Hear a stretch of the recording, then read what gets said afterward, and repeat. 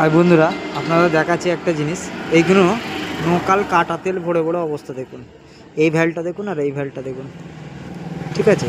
এইটা কি কেস হয়েছে এই দেখুন, এতটা ভেতরে ময়লা, মানে কি বলবো আপনাকে।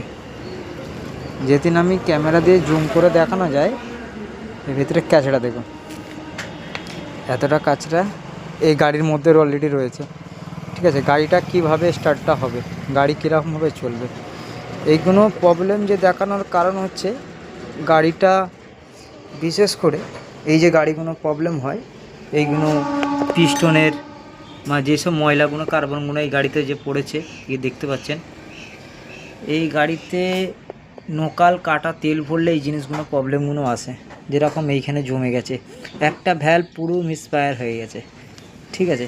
আমি খুলেছি, খুলে দেখলাম যে এরকম ময়লা হয়ে ভর্তি হয়ে গেছে। এইগুলো নোকাল তেল কাটা তেল ভরার কারণে এই জিনিসগুলো হয়ে থাকে, ঠিক আছে।